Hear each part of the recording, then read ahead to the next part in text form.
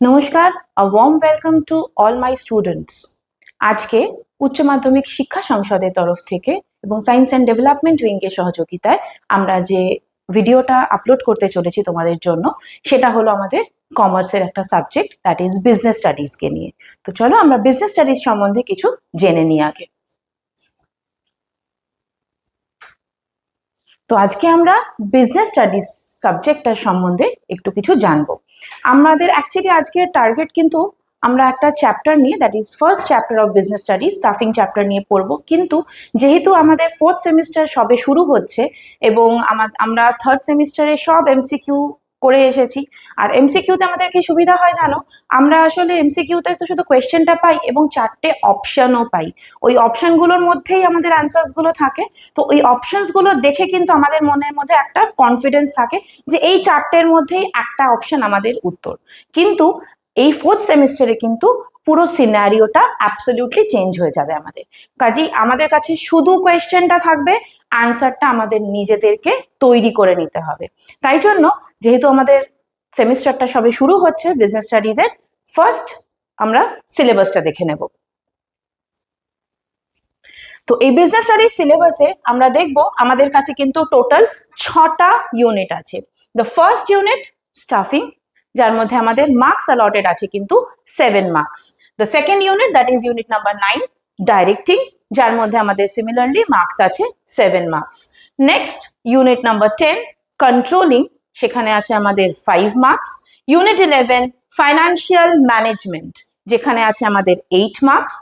Next unit number 12 financial market, তাতেও আছে 8 marks. And lastly unit 13 marketing management part 2। Why part 2? Because part 1টা কিন্তু আমরা third সেমিস্টারে করে এসেছিলাম। So marketing management part 2, that also consist of 5 marks. তোমরা এখন ভাবতে পারো যে ম্যাম আমাদের এখানে ইউনিট 8 থেকে কেন কি 1 থেকে 7 ইউনিট অবধি কিন্তু আমাদের সেমিস্টার 3তে আমরা করে এসেছি। So unit 8, 9, 10, 11, 12 and 13. Total we have 40 marks for this semester. Now the main part. Let us first come to the question pattern. কেন বলো তো, আগে আমাদের প্যাটার্নটা যদি আমরা বুঝে নিতে পারি যে আমাদের কোয়েশ্চেন পেপারের প্যাটার্নটা কেমন হবে, তাহলে আমাদের একটু পড়তে কিন্তু সুবিধা হয়। নাহলে পুরো অথই সমুদ্রে আমরা কোথায় যে হাতটা রাখবো বুঝতে পারি না। তো তাই জন্য আমরা ফার্স্টে সেমিস্টার 4-এর কোয়েশ্চেন পেপারটা কেমন হবে সেটা কিন্তু আগে বুঝে নেব, সেই অনুসারে আমাদের চ্যাপ্টার্সগুলো পড়তে হবে। এবার থার্ড সেমিস্টারে আমাদের প্রত্যেকটা চ্যাপ্টার কিন্তু যত মার্কসের ছিল তত মার্কসেরই আমাদের কোয়েশ্চেন্স এসেছে। মানে ধরো কোনো চ্যাপ্টার যদি 7 মার্কসের হয়, তাহলে আমাদের কোয়েশ্চেন্সও কিন্তু 7খানা কোয়েশ্চেন ছিল। Each question carries 1 mark each. মানে ইট ক্যান বি আমাদের নর্মাল এমসিকিউ ছিল, আমাদের অ্যাসারশন রিজনিং ছিল, দেন আমাদের আরো তোমার ম্যাচ দ্য কলামস ছিল, ডিফারেন্ট টাইপস অফ কোয়েশ্চেন্স আমরা কিন্তু ওখানে করেছি। বাট এইখানে আমাদের কোয়েশ্চেনের কিন্তু প্যাটার্নটা একটু ডিফারেন্ট হয়ে যাবে। কি প্যাটার্ন হবে দেখো, ফার্স্ট আমাদের এখানে কিন্তু এসএকিউ টাইপ 1 কোয়েশ্চেন আছে, SAQ type 1। Next we have SAQ type 2 and then we have descriptive type question, that is DQ question. এবারে SAQ type 1 R SAQ type 2, what about these two type of questions? আমরা তো MCQটা বুঝেছিলাম যে একটা question যার নাকি 4টে options, কিন্তু এবার SAQটা কি হবে? SAQ মানে হলো MCQ থেকে 1 স্টেপ ahead। মানে MCQ যেটা আমাদের 1 মার্কের কোয়েশ্চেন হতো, SAQ টাইপ 1 যেটা আছে, this question will carry 2 marks। এক একটা কোয়েশ্চেন 2 মার্কসের হবে। তো এরকম 2 মার্কসের কোয়েশ্চেন আমাদের জন্য থাকবে। দেন SAQ type 2, what about this? SAQ type 2 means type 1 এর থেকে একটা স্টেপ ahead। মানে টাইপ 1টা আমাদের ছিল কিন্তু 2 মার্কসের। So SAQ type 2 consists of 3 marks। এক একটা কোয়েশ্চেন 3 মার্কসের হবে এবং অ্যাকর্ডিংলি আমাদেরকে কিন্তু লিখতে হবে। And the last category, that is descriptive type question. এটা তোমরা সবাই বুঝতে পেরেছো। This questions will carry 5 marks each.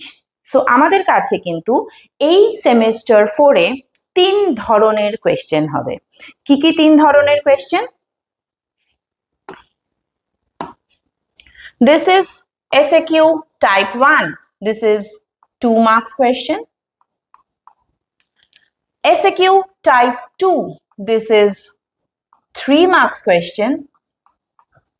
And lastly, descriptive type question, that is 5 marks question.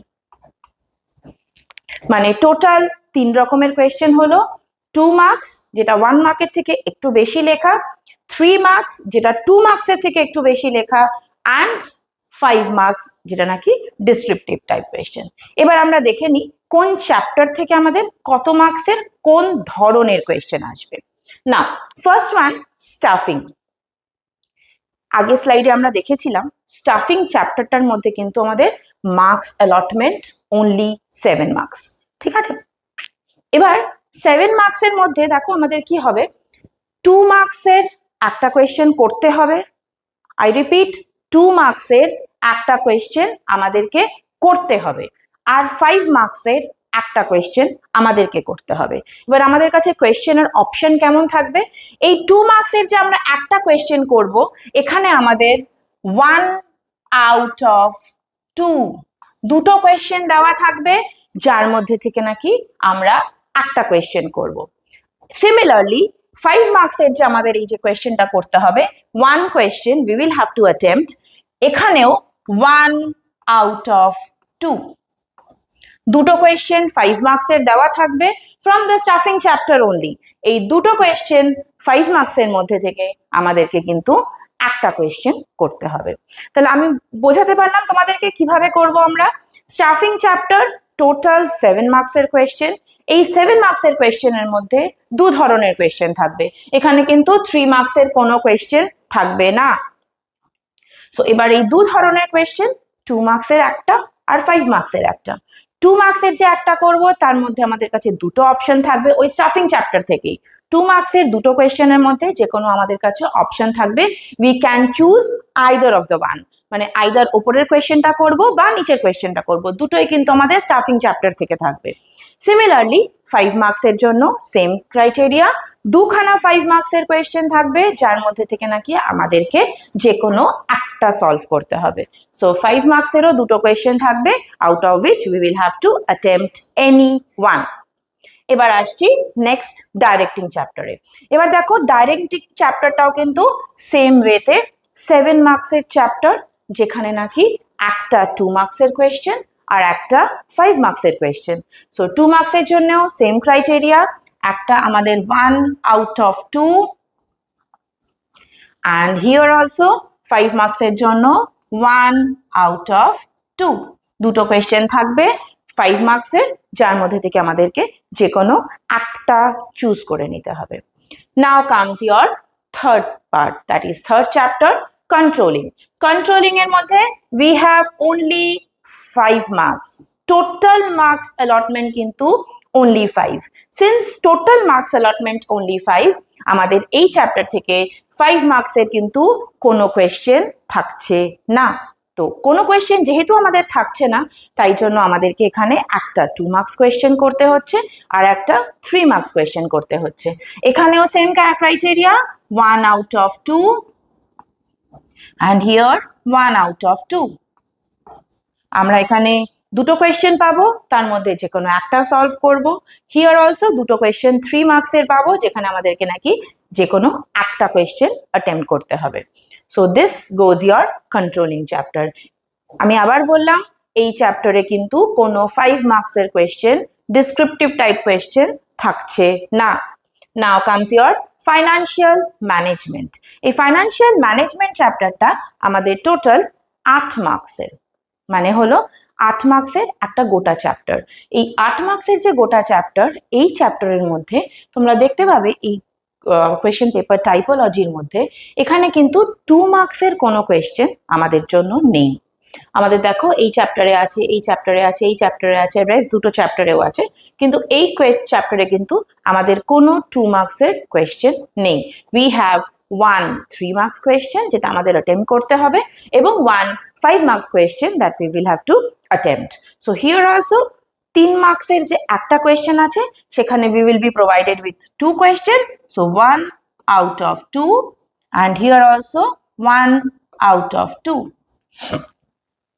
তো এখানে একটা কোয়েশ্চেন করব দুটো কোয়েশ্চেনের মধ্যে, এখানেও একটা কোয়েশ্চেন করব দুটো কোয়েশ্চেনের মধ্যে। Next comes hour financial market. এই ফিনান্সিয়াল মার্কেট চ্যাপ্টারটা কিন্তু 8 মার্কসের chapter, like that of financial management. কিন্তু এই চ্যাপ্টারের মধ্যে we do not have any 5 marks question. আমাদের কাছে কিন্তু কোনো 5 মার্কস কোয়েশ্চেনের অপশন এই চ্যাপ্টারে নেই। তার মানে কি করতে হবে, আমাদের এখানে একটা 2 মার্কস কোয়েশ্চেন আছে আর দুটো 3 মার্কস কোয়েশ্চেন আছে। আমি আরেকবার রিপিট করে দিচ্ছি, এইখানে আমাদের কাছে একটা কোয়েশ্চেন আছে 2 মার্কসের আর দুটো কোয়েশ্চেন আছে 3 মার্কসের। তো এতক্ষণ যখন আমাদের একটা করে কোয়েশ্চেন অপ্ট করতে হচ্ছিল, তো আমরা কি পাচ্ছিলাম, দুটো কোয়েশ্চেন পাচ্ছিলাম, তার মধ্যে থেকে যে কোনো একটা চুজ করছিলাম। এবার একটুখানি পাল্টাবো আমরা আমাদের মেথডটাকে। এখানে সিমিলারলি দুটো কোয়েশ্চেনের মধ্যে একটা কোয়েশ্চেন, সো 1 আউট অফ 2। এই প্রবলেমটা তো সলভ হয়ে গেল। নাও 3 মার্কসের দুটো কোয়েশ্চেন যেখানে করতে হচ্ছে, তোমাদের মনে আসতেই পারে আমরা এবার কি করে চুজ করব। এখানে যেহেতু দুটো কোয়েশ্চেন আমাদের করতে হবে, so we will get an option of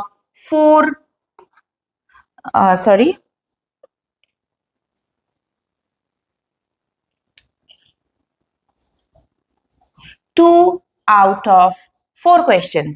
দুটো কোয়েশ্চেন করতে হবে আমাদেরকে এখানে, তার জন্য আমাদের 4খানা সেম চ্যাপ্টারের কোয়েশ্চেন দেওয়া থাকবে, যার মধ্যে থেকে নাকি আমরা দুটো কোয়েশ্চেন অপ্ট করব। সো এই চ্যাপ্টারে একটা 2 মার্কসের কোয়েশ্চেন আর দুটো 3 মার্কসের কোয়েশ্চেন। মানে এই চ্যাপ্টারটা কিন্তু আমাদেরকে খুব নিখুঁতভাবে পড়তে হবে, বিকজ যখন লং কোয়েশ্চেন হয় তো কিছু টোটাল একটা পুরো টপিক থেকে একটা কোয়েশ্চেন চলে আসতে পারে।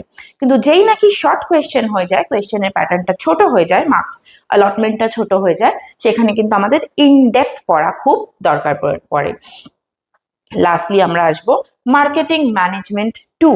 এবার এই মার্কেটিং ম্যানেজমেন্ট 2 মার্কেটিং ম্যানেজমেন্টের second part of the marketing management, কারণ কি ফার্স্ট পার্টটা আমরা অলরেডি থার্ড সেমিস্টারের লাস্ট চ্যাপ্টারে করে এসেছি। কনজিউমার প্রোটেকশন ছিল, তার আগের পার্ট ছিল মার্কেটিং ম্যানেজমেন্ট 1। তো এই 5 মার্কসের চ্যাপ্টারে আমাদের একটা থাকবে 2 মার্কসের কোয়েশ্চেন, যেখানে সেম 1 আউট অফ 2, আর একটা 3 মার্কসের question 1 out of 2। So total this question paper carries 40 marks, যেখানে আমাদের SAQ টাইপ 1 মানে 2 মার্কসের কোয়েশ্চেন 1 2 3 4 5 5টা কোয়েশ্চেন করতে হচ্ছে, তার মানে 2 মার্কসের ইনটু টোটাল 5 কোয়েশ্চেন্স করব, 5 2s are 10। এবার 3 মার্কসের কি কোয়েশ্চেন করব, এখানে একটা কোয়েশ্চেন দুটো তিনটে চারটে 5টা, সো 3 মার্কসের আমাদেরকে টোটাল 5টা কোয়েশ্চেন করতে হবে, মানে 15 মার্কসের। আর লাস্টলি 5 মার্কসের 3টে কোয়েশ্চেন লিখতে হবে, দ্যাট ইজ 5 ইন্টু 3 15 মার্কসের। তোমরা বুঝতে পারছো আমাদের যে ফার্স্ট সেমিস্টার বা থার্ড সেমিস্টার ছিল, সেই থার্ড সেমিস্টারটা কিন্তু আমাদের ছিল টোটাল 1 hour 15 মিনিটসের। 1 hour 15 মিনিটসে আমরা 40 মার্কস মানে কোয়েশ্চেন পেপার পেয়েছিলাম। এবার আমরা কিন্তু পাবো 2 hours for this semester 4 question. তো সেমিস্টার 4 এর জন্য আমাদেরকে কিন্তু টাইম অ্যালটেড থাকবে 2 ঘন্টা। এই 2 ঘন্টার মধ্যে আমাদেরকে এখানে 5টা কোয়েশ্চেন, এখানে 5টা কোয়েশ্চেন আর ওখানে 3টে কোয়েশ্চেন, এতগুলো কোয়েশ্চেনের কিন্তু অ্যান্সার করতে হবে। So we need to be very fast and we need to prepare ourselves. আমাদেরকে কিন্তু ঠিক সেইভাবেই প্রিপারেশন নিয়ে পরীক্ষার জন্য বসতে হবে, যাতে নাকি পুরো ব্যাপারটা আমাদের একদম চোখের সামনে থাকে। ঠিক আছে? তো this was the question paper typology for you, that is for semester 4।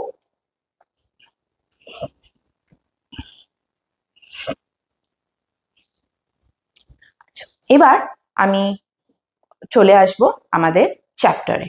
আমাদের যে বিজনেস স্টাডিজের এই চ্যাপ্টারটা, the first unit for semester 4, this unit is unit number 8, chapter name is stuffing. But before I start up with stuffing, আমাদেরকে কিন্তু আগের কিছু একটা part একটুখানি রিক্যাপিচুলেট করতে হবে, মানে একটুখানি মনে করে নিতে হবে যে আমরা আগের থার্ড সেমিস্টারে কি কি করেছিলাম। কেন কেন কি this is the continuation of our management. এবার আমি একটু মনে করি, আমরা ম্যানেজমেন্ট যে পড়েছিলাম বিজনেস স্টাডিজের ফার্স্ট চ্যাপ্টার, ম্যানেজমেন্ট কি, ম্যানেজমেন্ট কাকে বলে, what do you mean by the term management, management কি পড়েছিলাম না, management is a art of getting things done through others. মানে কি, যে ম্যানেজমেন্টটা অন্যকে দিয়ে কাজ করিয়ে নেওয়া, কারেক্ট। এবার এই যে ম্যানেজমেন্ট আমরা অন্যকে দিয়ে কাজ করিয়ে নিচ্ছি, মানে এর কিছু ফাংশনস থাকবে। আমরা যদি মনে করি, একটুখানি রিক্যাপিচুলেট করি, আশা করি সবার মনেই আছে, কদিনই হলো তোমরা থার্ড সেমিস্টারের পরীক্ষা দিয়েছো। তো এই ম্যানেজমেন্টের আমরা কিন্তু 5 রকম কাজ পড়েছিলাম। দেয়ার ওয়্যার 5 ফাংশনস অফ ম্যানেজমেন্ট, তাই তো? হ্যাঁ, 5 functions of management কি কি ছিল? The first one was planning, the second one was organizing, third comes staffing, fourth comes directing, and the fifth one calls for controlling. মানে ফার্স্ট আমরা plan করব, তারপরে সেটাকে অর্গানাইজ করব, মানে একটা স্ট্রাকচার তৈরি করব, তারপরে আমরা লোকজনকে সঠিক জায়গাতে প্লেস করব স্টাফিং ফাংশনে, দেন আমরা ওদেরকে ডিরেকশন দেব, মানে ম্যানেজমেন্ট ওদেরকে ডিরেকশন দেবে how to achieve the target, and fifth one is controlling function, যে নাকি দেখবে যে আমরা এই যে ফার্স্ট প্ল্যানিং ফাংশনে আমরা যে প্ল্যানটা তৈরি করেছিলাম, সেই প্ল্যানটা কন্ট্রোলিংয়ে ঠিকঠাক মতন আলটিমেটলি অ্যাচিভ করতে পেরেছে কিনা। আমি বোঝাতে পারলাম তোমাদেরকে? তো 5টা function: planning, organizing, staffing, directing and controlling. তো first planning and second organizing আমরা কিন্তু অলরেডি করে এসেছি আমাদের থার্ড সেমিস্টারে, মনে আছে সবার? প্ল্যানিং চ্যাপ্টার করেছিলাম, অর্গানাইজিং চ্যাপ্টার করেছিলাম, তারপরে আমাদের বিজনেস এনভায়রনমেন্ট চ্যাপ্টার ছিল, অনেক কিছু করে এসেছি আমরা। তারপরে তোমাদের প্রিন্সিপালস অফ ম্যানেজমেন্ট করে এসেছি, অনেক অনেক কিছু আমরা করে এসেছি, তার পরীক্ষাও আমরা দিয়ে ফেলেছি। তো আজকের আমাদের চ্যাপ্টার হলো স্টাফিং, মানে the third function of management. এবার আসি আমাদের ফার্স্ট ডেফিনেশন অফ স্টাফিং। আচ্ছা, হোয়াট ইজ স্টাফিং? স্টাফিং কি বলছে দেখো, according to J.L. Massey, staffing is a process by which managers select, train, promote and retire subordinates. I repeat once again, staffing is the process by which managers select, মানে select করে, choose করে, train মানে training দেয়, promote তাদেরকে promotion দেয়, এবং retire যখন তাদের টেনিওরটা শেষ হয়ে যায় তখন সেই এমপ্লয়িজদেরকে রিটায়ারমেন্ট দিয়ে দেয়। কাদেরকে? সাবঅর্ডিনেটসদেরকে। তো this is the function of stuffing. Stuffing এই কাজগুলো করে, প্রথমে সিলেকশন করে, তারপরে ট্রেনিং দেয়, তারপরে প্রমোশন দেয়, অ্যান্ড লাস্টলি রিটায়ারমেন্ট করায়। এবার দেখি কুনস অ্যান্ড ওডোনেল কি বলেছিল। According to Koontz and O'Donnell, staffing is the executive function that encompasses, যেটা নাকি একটা এক্সিকিউটিভ ফাংশন যেটা নাকি গো থ্রু করে দ্য রিক্রুটিং, একটা নতুন টার্মিনোলজি শিখলাম, রিক্রুট করে, next selection, then training and promotion, and lastly retirement of subordinates. তো আমাদের ডেফিনেশন কি বলছে? The process through which the functions relating to recruitment, selection, placement, training, development, appraisal, promotion and retirement of personnel etc. are performed is called staffing. মানে stuffing এই সমস্ত ফাংশনগুলো করে। এবার আমি একটু আমাদের ভাষায় বুঝি যে স্টাফিং বলতে আমরা কি বুঝি। প্ল্যানিং বলতে কি বুঝেছিলাম বলতো? প্ল্যানিং বলতে বুঝেছিলাম যে ম্যানেজমেন্ট কি করে, ম্যানেজমেন্ট একটা অর্গানাইজেশন আছে, এই অর্গানাইজেশনকে কি কি গোলস অ্যাচিভ করতে হবে সেই গোলটাকে ডিফাইন করে, যে আমাদের অর্গানাইজেশনের through out the year this is the target. এটা ছিল প্ল্যানিং এর কাজ। প্ল্যানিং শুধু প্ল্যান করে দিয়েছিল, চক আউটটা কিন্তু ওরা বলে দিয়েছিল যে দিস ইজ দ্য টার্গেট, যেই টার্গেটটাকে এই অর্গানাইজেশনকে throughout the year achieve করতে হবে। This was the plan. এবার ওই প্ল্যানিংটার বেসিসে অর্গানাইজেশন কি করলো, নিজের একটা স্ট্রাকচার তৈরি করলো। ম্যানেজমেন্ট একটা স্ট্রাকচার তৈরি করে দিল অর্গানাইজেশন দিয়ে, মানে একটা বেস তৈরি করে দিল যার উপরে দাঁড়িয়ে নাকি অর্গানাইজেশনটা কাজ করতে পারে। That was organising. If you remember, organising চ্যাপ্টারে আমরা দেখেছিলাম formal organisation, informal organisation, functional organisation, organisation স্ট্রাকচারের মধ্যে ফাংশনাল, ডিভিশনাল, অনেক কিছু পড়েছিলাম আমরা। তো ডিপার্টমেন্টালাইজেশন করে দিয়েছিল। তো everything was being done in the organization. Now যখন আমাদের স্ট্রাকচারটা তৈরি হয়ে গেছে, এবার তো আমাদেরকে লোকজনকে সঠিক জায়গায় বসাতে হবে। কেন? কেন কি ম্যানেজমেন্ট নিজে তো এই কাজগুলোকে অ্যাচিভ করতে পারবে না, এই টার্গেটসগুলোকে অ্যাচিভ করতে পারবে না। ম্যানেজমেন্ট শুধু ডাইরেকশন দিতে পারবে, ম্যানেজমেন্ট শুধু দেখতে পারবে কাজটা হয়েছে কিনা, বাট মেইন কাজটা কে করবে? সাবঅর্ডিনেটস অর দ্য ওয়ার্কার্স। এবার এই ওয়ার্কার্স তো দরকার আমাকে এই কাজগুলো করানোর জন্য। এই ওয়ার্কার্স বেছে নেওয়ার কাজটাই কিন্তু আমাদের স্টাফিং ফাংশন করে, মানে to place the right person at the right job. কিন্তু রাইট জবে তুমি যদি সময় মতন সঠিক মানুষকে না বসাও, ধরো তোমার একটা কাজ এক্ষুনি করার দরকার, তুমি সন্ধেবেলা গিয়ে চিন্তা করলে আমি এবার একটা সঠিক লোক খুঁজি, তো আমার কিন্তু টার্গেট ছিল সকাল 10টা, কিন্তু আমি চিন্তাই করলাম সন্ধেবেলা 5টার সময় গিয়ে যে I need to do this job, তাহলে তো কাজটার কোনো ভ্যালু থাকবে না। আমাকে সঠিক সময়ে সঠিক জায়গায় সঠিক লোককে প্লেস করতে হবে, মানে the right person is to be chosen, and that too at the right time with the right qualification, and the job should be done accordingly. So staffing কিন্তু সেই কাজটাই করে, to choose the right person. right person কি করে choose করবে? through recruitment and selection। তারপরে তাকে place করবে, to choose the right person for the right job.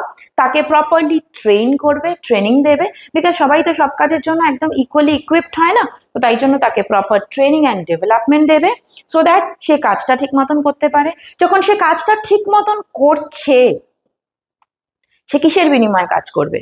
একটা তো কিছু রিটার্নের বিনিময়ে কাজ করবে, তো তাকে প্রপার অ্যাপ্রেজাল দিতে হবে, পারফরমেন্স অ্যাপ্রেজাল, বা তার কাজের জন্য তাকে প্রপারলি প্রমোট করতে হবে, প্রমোশন দিতে হবে, এবং যখন তার টেনিওরটা শেষ হয়ে যাবে তখন তাকে কিন্তু রিটায়ারমেন্ট বেনিফিটসও আমাদেরকে দিতে হবে। So this is the whole process of staffing. বোঝাতে পারলাম? স্টাফিং মানে কি?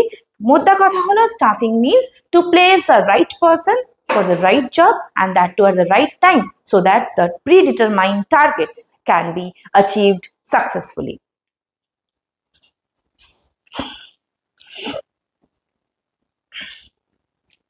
এবার আমি আসি আমাদের নেক্সট টপিক, সেটা হলো ইম্পর্টেন্স অফ স্টাফিং।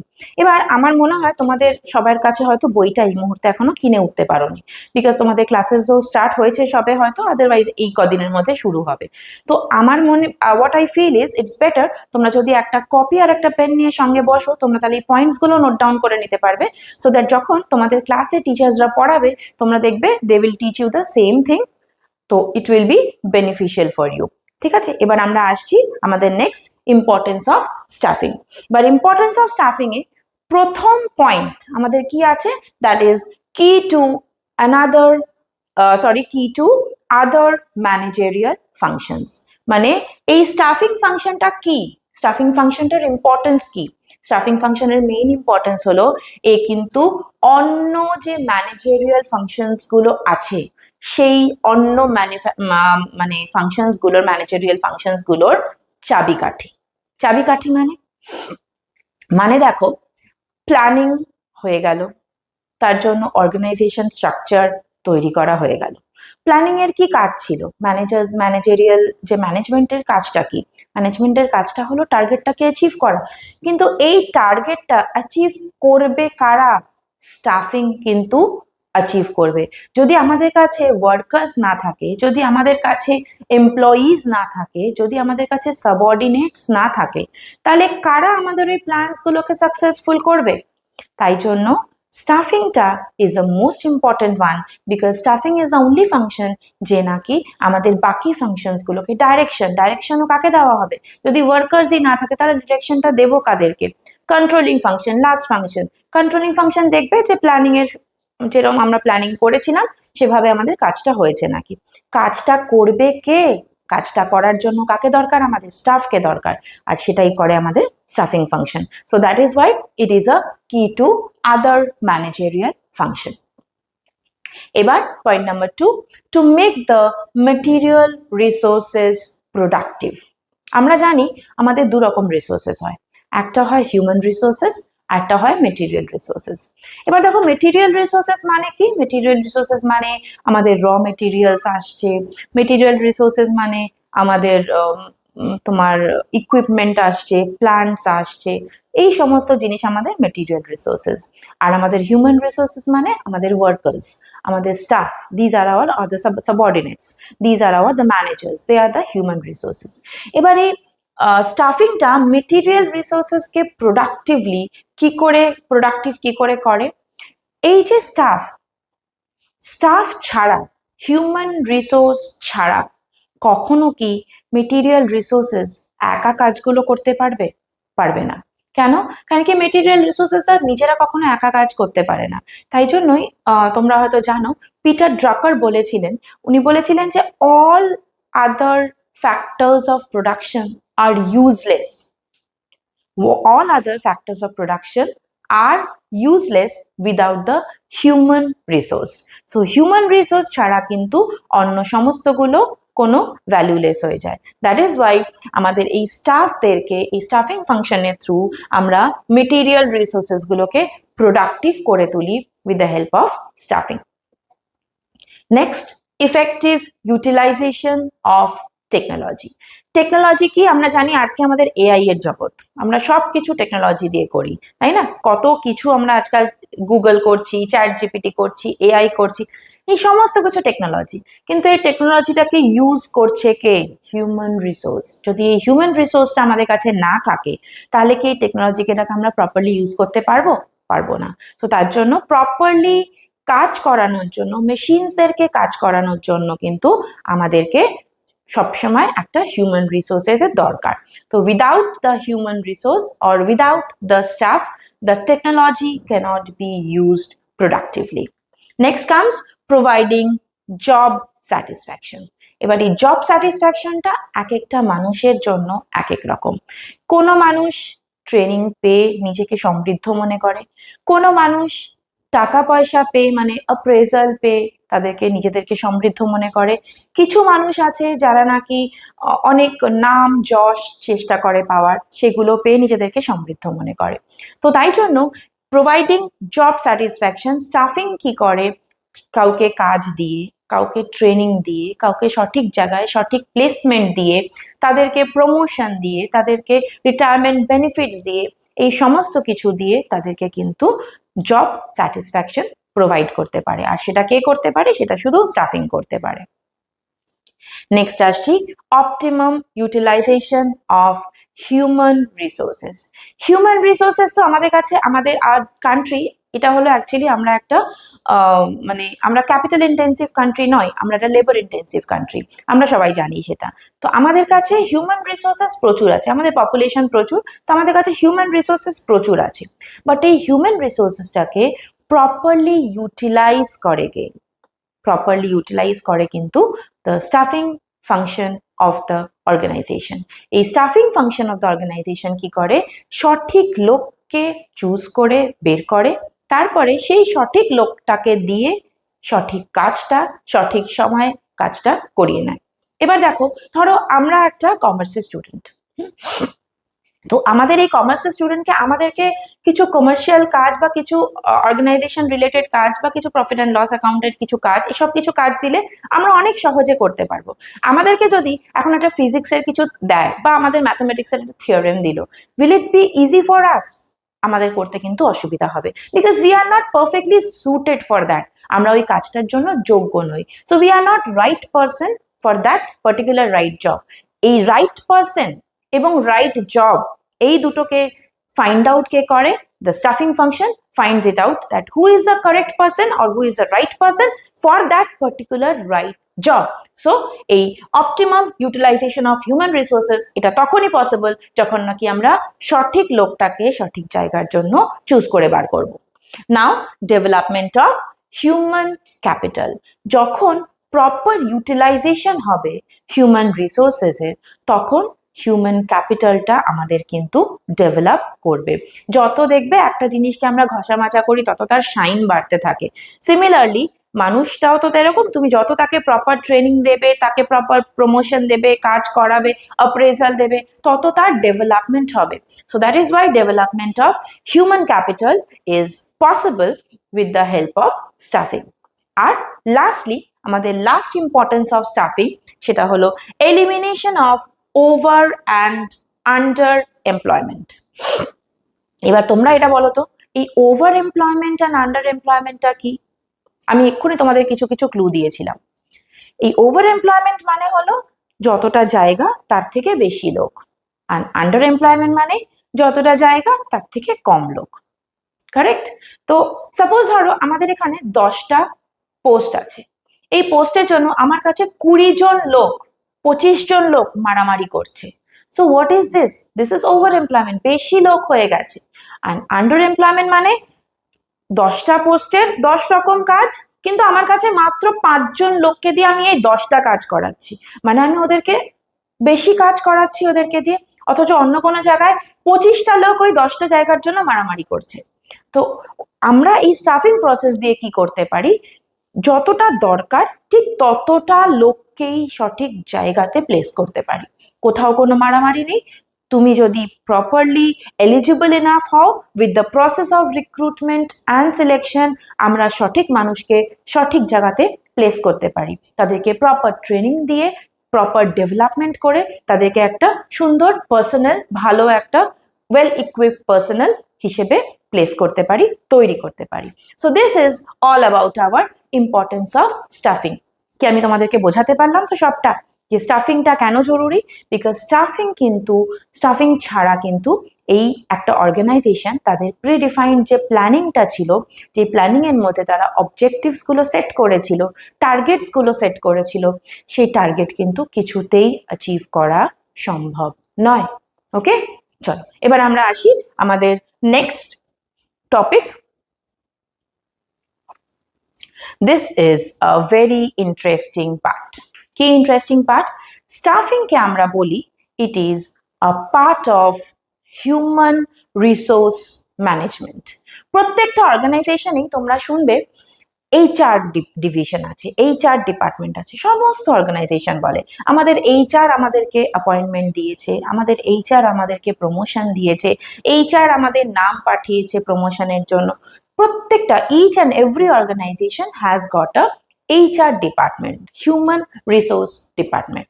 তো আমরা স্টাফিংকে কেন বলছি it is a part of human resource management? আমি আবার বললাম, তোমাদেরকে আমি একটু আগে বলেছি যে আমাদের কাছে 2 রকম রিসোর্সেস হয়। Number 1 human resource, number 2 yes correct, number 2 is non-human resource or material resource. তো 2 রকম resources, human resource and material resources. এবার এই হিউম্যান রিসোর্সেস মানে workers, non-human or material resources মানে all types of plant and equipments, materials, these type of things belongs to আমাদের material resources. এবার এই material resources গুলোকে কাজে লাগায় কে? মেটেরিয়াল রিসোর্সেস গুলোকে কিন্তু কাজে লাগায় ওই হিউম্যান রিসোর্সেস গুলো। এবার HR এর কাজ কি? HR এর কাজ হলো একটা সঠিক লোককে খুঁজে বার করা, সেই সঠিক লোকটার অনেকগুলো এরকম সঠিক লোককে খুঁজে বার করে তাদের মধ্যে বেস্ট অফ দ্য অল্টারনেটিভস খুঁজে বার করা। এই বেস্ট অফ দ্য অল্টারনেটিভস কারা খুঁজে বার করে? সিলেকশন প্রসিডিওর খুঁজে বার করে, তার মধ্যে থেকে ফাইনালি চুজ করে বের করা, তাদেরকে প্রপার ট্রেনিং দেওয়া, ট্রেনিং দিয়ে তাদেরকে সঠিক জায়গায় প্লেস করা, অ্যান্ড লাস্টলি তাদেরকে সময়ে সময়ে প্রমোশন দেওয়া, অ্যাপ্রেজাল করা। আর তাদের যখন টেনিওরটা শেষ হয়ে আসবে, যদি তারা ঠিক মতন কাজ করতে না পারে তাহলে কিন্তু তাদেরকে ডিমোশনও দিতে হয়, কখনো কখনো তাদেরকে ট্রান্সফার করতে হয়। এবং লাস্টলি তাদেরকে রিটায়ারমেন্ট বেনিফিটস সবকিছু প্রোভাইড করা। এবার এই সবটা কিন্তু কার কাজ? হিউম্যান রিসোর্স ম্যানেজমেন্টের কাজ। এবং আমরা দেখতে পাচ্ছি এই সবটা কিন্তু আমাদের স্টাফিং এরও কাজ। তো আমরা দ্য সেম ওয়ে যা যা হিউম্যান রিসোর্স ম্যানেজমেন্ট করে, যদি সেম কাজগুলো আমাদের স্টাফিংও করছে, we can easily call stuffing as a part of human resource management. So staffing can be called as a part of human resource management. ঠিক আছে? আচ্ছা, এবারে আমরা আসবো আমাদের নেক্সট টপিকে। Now, আমাদের next topic will start with the steps of staffing process. স্টাফিংটা আমাদের ডেফিনেশনে কিন্তু আমরা বুঝে গেছিলাম যে স্টাফিং এর কি কি স্টেপস আছে। দেখো, একটার সাথে একটা কিন্তু একদম ইন্টার রিলেটেড, কোনোটাতে তোমার কিন্তু ওভারল্যাপিং নেই, একটার সাথে একটা ইন্টার রিলেটেড। কি?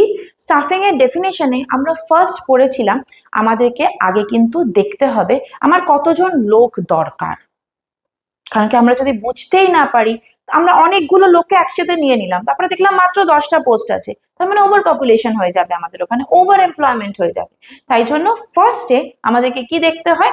আমাদেরকে যে কোনো কাজের জন্য আমাদেরকে দেখতে হয় আমাদের লোক দরকার কতটা, মানে আমার এই টার্গেট, ওই টার্গেটটাকে আমাকে অ্যাচিভ করতে হবে, এর জন্য আমি কতজন লোক রাখবো যারা নাকি আমার কাজটাকে পুরোপুরি কমপ্লিট করে দেবে এবং করে দিয়ে আমাকে টার্গেটটা অ্যাচিভ করাবে। আমাদের যে সেট গোলস গুলো আছে সেগুলোকে আমরা খুব সহজেই ধরতে পারবো। এবার তার জন্য আমাদের ফার্স্ট পার্টটা কি হবে? ফার্স্ট পার্টটা আমরা জানবো যে আমাদের কতজন লোকের দরকার। কারেক্ট? নেক্সট, এই লোকগুলোকে এবার আমরা পাবো কোথা থেকে? পাওয়ার তো অনেকগুলো জায়গা হতে পারে। আমরা হয় আমাদের অর্গানাইজেশনের মধ্যে থেকে কিছু লোক নেব, তাদেরকে অন্য অন্য ডিপার্টমেন্ট থেকে, আমাদের এই ডিপার্টমেন্টে যেখানে আমার লোক দরকার সেখানে নিয়ে নেব, বা বাইরে থেকে কোথাও থেকে আমরা লোক অ্যারেঞ্জ করব। ঠিক আছে? একদম simple, don't make it very, মানে টেনশন নেবে না এই বিজনেস স্টাডিজ সাবজেক্টটা নিয়ে। বিকজ আমরা জানো তো প্রথম থেকেই না বিজনেস স্টাডিজ সাবজেক্টটার প্রতি খুব অনীহা এসে যায় আমাদের। কেন? কারণ কি আমরা প্রথম থেকেই ভাবি এটা তো থিওরিটিক্যাল জিনিস, এটাকে আমাদেরকে মুখস্থ করতে হবে। একদম মুখস্থ করতে হবে না। বিজনেস স্টাডিজ তোমার নিজের সাবজেক্ট। অ্যাকাউন্টেন্সি তোমরা যখন করো, আমাদের কিন্তু অ্যাকাউন্টেন্সিটা ফ্যাক্টস অ্যান্ড ফিগার্স দিয়ে করতে হয়। 3 লাখকে আমরা 3 লাখই লিখতে পারবো, ওটাকে এদিক ওদিক ভেঙে টুকরো করে 30,000 করতে পারবো না। একটা জিরো কাটা মানে একদম মার্কসটা পুরো জলে চলে যাবে। কিন্তু বিজনেস স্টাডিজটা কিন্তু আমাদের একদম নিজস্ব সাবজেক্ট। এটা কিন্তু আমাদের নিজেদের ভাষায় আমরা প্রকাশ করতে পারবো। শুধু কি করতে হবে? বিজনেস স্টাডিজের টার্মিনোলজি গুলো, টার্মস গুলো আমাদেরকে শুধু জানতে হবে এবং তার কনসেপ্টটা বুঝতে হবে। বাকি বিজনেস স্টাডিজকে মুখস্থ করার কোনো দরকার নেই, শুধু বুঝে নেবে, পয়েন্টস গুলোকে একটু মাথায় রাখবে এবং একটা পয়েন্ট তোমরা দেখবে, একটা পয়েন্ট করলে কিন্তু আরেকটা পয়েন্ট সঙ্গে সঙ্গে তার সাথে আপনি আপ চলে আসছে আমাদের। তাই জন্য বিজনেস স্টাডিজ এর জন্য টেনশন নেবে না, বিজনেস স্টাডিজকে একদম স্মুথলি পড়বো আমরা। তো ফার্স্টে আমরা দেখলাম যে ম্যান পাওয়ার, আমাদের কত লোক দরকার সেটা আগে দেখবো। তারপরে ওই লোকগুলোকে আমরা কোথা থেকে আনবো? আনার জন্য হয় আমরা নিজেদের কাছ থেকে, যেটা আমাদের কাছে অলরেডি অ্যাভেলেবল রিসোর্সেস আছে তার থেকে নেব, আদারওয়াইজ আমরা বাইরে থেকে খুঁজে নেব। এবার যখন আমরা সব লোককে বাইরে থেকে খুঁজলাম, খোঁজার সময় তো আমাদের ধরো একটা কমার্সের পোস্ট, তার জন্য তো সায়েন্সের লোকও বুঝতে পারবে না, সেও অ্যাপ্লাই করছে, হিউম্যানিটিজ আর্টসের লোকও অ্যাপ্লাই করছে, পলিটিক্যাল সায়েন্সের লোকও অ্যাপ্লাই করছে, হিস্ট্রির লোকও অ্যাপ্লাই করছে, কমার্সের লোকও অ্যাপ্লাই করছে, আবার জিওগ্রাফির লোকও অ্যাপ্লাই করছে। ঠিক আছে? এবার আমাদেরকে কি করতে হবে? আমাদেরকে তার মধ্যে থেকে সেগ্রিগেট করতে হবে যে আমার কার জন্য দরকার। একটা অ্যাকাউন্টেন্টের কাজ করতে হবে, তার জন্য আমি একজন হিস্ট্রির লোক বা একজন ফিজিক্সের লোক বা একজন পলিটিক্যাল সায়েন্সের লোক বা একজন ইংলিশের লোক, বাংলার লোক, এই লোক নিয়ে তো আমাদের কোনো কাজ নেই, আমাদেরকে তো কমার্স ব্যাকগ্রাউন্ডের লোক নিতে হবে। তাই জন্য ওই যে অতগুলো লোককে আমরা জড়ো করে এনেছিলাম যে আমার কাছে একটা চাকরি আছে বলে, ওই জড়ো করা লোকগুলোর থেকে আমাকে এবার খুঁজে বার করতে হবে যে আমার এই কাজটার জন্য কে সঠিক লোক। তো প্রথমে আমরা বিচার করলাম কি কতজন লোক লাগবে, ম্যান পাওয়ার রিকোয়ারমেন্টটা কি। তারপরে আমরা খুঁজতে গেলাম, সার্চিং ফর ইন্ডিভিজুয়ালস, যে আমার এই পোস্টটার জন্য একটা লোক দরকার, আমরা খুঁজে বেড়াই। We will search for the potential person, potential candidates যারা নাকি আমার এই কাজটা করতে পারে। হয়ে গেল রিক্রুটমেন্ট। তারপরে আমরা কি করব? সিলেক্ট করব। ওই যে অতগুলো লোক ছিল, 15 জন লোক আমার এই একটা পোস্টের জন্য অ্যাপ্লাই করেছে, এই 15টা লোকের মধ্যে থেকে আমাকে এবার বিচার করে দেখতে হবে যে আমার এই কাজটার জন্য who is the suitable candidate for this particular job, right person for the right job, যেটা আমরা বারবার স্টাফিং এর ফাংশনে বলছি। তো রাইট পারসনটাকে আমাকে খুঁজে বার করতে হবে। কিসের ভাবে খুঁজে বার করব? আমরা সিলেকশন প্রসেস আছে, আমরা ডিটেলে যাব পরে। এই সিলেকশন প্রসেস দিয়ে আমরা খুঁজে বার করব। তারপরে খোঁজা হয়ে গেল। এবার যখন আমাদের সঠিক লোকটাকে আমরা সঠিক জায়গার জন্য খুঁজলাম, তাকে তো সঠিক জায়গায় বসাতে হবে, নাহলে সে কাজটা করবে কি করে? সঠিক জায়গায় বসানোর জন্য আমার কি করতে হবে? তাদেরকে একটা ট্রেনিং দিতে হবে। Training and development is very much required. কেন?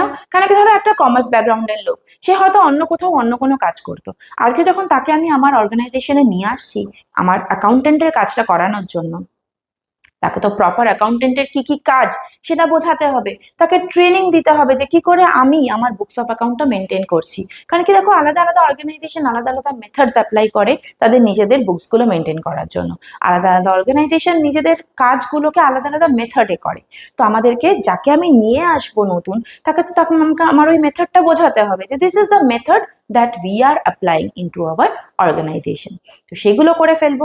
তো তারপরে ট্রেনিং অ্যান্ড ডেভেলপমেন্ট যখন তাকে দেওয়া হয়ে গেল, তার আগে তাকে আমার ওরিয়েন্টেশন করিয়ে দেবো। ওরিয়েন্টেশন মানে একটা নতুন লোককে যখন আমরা ঘরে নিয়ে আসি, তাকে তো আলাপ করাতে হয় যে দেখো বাড়িতে আমার এই এই লোক আছে, বা একটা নতুন অর্গানাইজেশনে যখন কোনো একজন নতুন লোক জয়েন করে, তাকে আশেপাশে সবার সাথে আমাকে মিট করাতে হয়, তাকে ম্যানেজারের সাথে দেখা করাতে হয়, তাকে চেয়ারম্যানের সাথে আমাকে আলাপ করিয়ে দিতে হয়, তাকে আমার ইউনিয়ন লিডারের সাথে আলাপ করিয়ে দিতে, তো আলাদা আলাদা আলাদা লোকের সাথে আমাকে তাদেরকে কিন্তু পরিচয় পর্বটা সেরে দিতে হবে। তারপরে তাকে ট্রেনিং অ্যান্ড ডেভেলপমেন্ট দিতে পারবো। তারপরে সে যদি খুব ভালো কাজ করছে, ধরো তাকে তো কিছু না প্রমোশন যদি আমি না দিই, তাকে যদি এটা নিচের লেভেল থেকে যদি তাকে উপরের একটা লেভেলে একটা স্টেপ হেড যদি তাকে না পৌঁছে দিই, তাহলে সে কি ইন্টারেস্ট পাবে কাজটা করার? সেভাবে দূর বাবা, রোজই তো একই কাজ করছি, কোনো প্রমোশন নেই, কোনো অ্যাপ্রেজাল নেই, কি লাভ আমার এই কাজগুলো করে? তখন তাই জন্য তাকে আমাকে কিন্তু প্রমোশন দিতে হবে। প্রমোশন দেবো, বা সে যদি কাজ ঠিক মতো না করে তাকে সেভাবে বুঝিয়ে কাজটা করাতে হবে। তো এই সমস্ত কাজগুলো আমরা করাবো। তারপরে তাকে পারফরমেন্স অ্যাপ্রেজাল দিতে হয়, তাকে তার সঠিক মাপকাঠিতে তাকে বিচার করে তার যদি কিছু পয়সা বাড়ে তাকে সেই অ্যাপ্রেজালগুলো আমাকে দিতে হয়। তারপরে আলটিমেটলি রিটায়ারমেন্ট বেনিফিটস, বা তাকে সে যদি কাজ ঠিক মতো না করতে পারে তখন তাহলে তাকে আমাদের টার্মিনেশন করে দিতে হয়। তো আমাদের এই স্টেপস গুলো আমি বোঝাতে পারলাম তোমাদের সবাইকে। এবার আমাদের দেখে নিই কি কি স্টেপস আছে। The first one is man power requirement, মানে আমার কতজন লোক দরকার সেটা আমাদেরকে বুঝতে হবে। তারপরে আমরা কি করব? রিক্রুটমেন্ট, যেটা আমি বললাম তোমাদেরকে যে আমাদেরকে অনেকগুলো এই যে পোস্টগুলো আমরা ডিসাইড করেছিলাম এই ম্যান পাওয়ার রিকোয়ারমেন্টে, এই পোস্টগুলোর জন্য বাইরে থেকে বা আমাদের ইন্টারনালি আমাদেরকে লোক অ্যারেঞ্জ করতে হবে। We will have to search for prospective candidate যে নাকি এই পোস্টগুলোকে ফিল আপ করতে পারে, that is call for recruitment. তারপরে আমরা কি করব? অনেকগুলো লোক তো আমরা মানে জড়ো করে নিয়েছি, এবার তাদের মধ্যে থেকে we will have to find out the actual person যে নাকি এই পোস্টটার জন্য suitable. So we will have to find out that suitable person with the help of selection. তারপরে তাকে প্লেসমেন্ট দেব। যখন ডিসাইড হয়ে যাবে যে এই লোকটাই এই পোস্টটার জন্য সঠিক, তখন তাকে আমরা ওই জায়গাতে প্লেসমেন্ট দিয়ে দেব। After giving placement we will give the orientation to them. Orientation করব মানে তাদের সবার সাথে পরিচয়টা করিয়ে নেব। Then we will have training and development. Training and development তাদেরকে না দিলে সে বুঝতে পারবে না বললাম, তো তাকে ট্রেনিং অ্যান্ড ডেভেলপমেন্ট দিতে হবে। দেন we will give them promotion if it is required, and lastly termination or retirement. সবার তো একটা টেনিওর থাকে, একটা ফিক্সড টেনিওর পর তাকে কাজ ছেড়ে চলে যেতে হয়। মানে যখন দেখবে তোমাদের একটা 60 years of age যখন আমরা অ্যাটেন্ড করে দিই তখন আমাদের রিটায়ারমেন্ট নিয়ে নিতে হয়। তো রিটায়ারমেন্টের পরে আমাদের কিছু বেনিফিটস থাকে, এই অর্গানাইজেশনস গুলো কি করে সেই রিটায়ারমেন্ট বেনিফিটস গুলোকেও কিন্তু প্রোভাইড করে। So this are the total 8 steps that are as follows, which for the steps of staffing. এবার আমাদের নেক্সট টপিকে আসব। আমি স্টেপসটা তোমাদেরকে সঠিকভাবে বোঝাতে পেরেছি। এই স্টেপসের মধ্যে দেখো সেকেন্ড স্টেপ ছিল আমাদের রিক্রুটমেন্ট। রিক্রুটমেন্টটা কি? রিক্রুটমেন্টটাকে আমি একটু আগে তোমাদেরকে বুঝিয়েছি, কিন্তু রিক্রুটমেন্ট মানে হলো আমি যে ফার্স্ট স্টেপে যে লোকগুলো যে পার্টিকুলার পোস্টগুলোকে ফাইন্ড আউট করেছিলাম যে these are the particular posts which require some people, যেখানে নাকি লোকের দরকার, এই পোস্টগুলো কাজগুলো করবে, এই পোস্টগুলোর জন্য আমার কিছু কিছু লোক দরকার। এই লোক দরকার, কোথা থেকে লোক আনবো, সেই লোক খোঁজার কাজটা কিন্তু করে হলো রিক্রুটমেন্ট প্রসেস। দেখি ডেফিনেশন কি বলছে। Recruitment refers to the process of inducing people, I repeat once again that this term is important, inducing people to apply for the job in the organization. Organization A job requirement আছে, এইটা আমাকে লোকজনের কাছে পৌঁছে দিতে হবে। For that we need to induce the people, আমাদেরকে লোকজনকে বলতে হবে যে this organization is having some posts to offer. The objective of requirement is to procure the maximum number of qualified prospective candidates.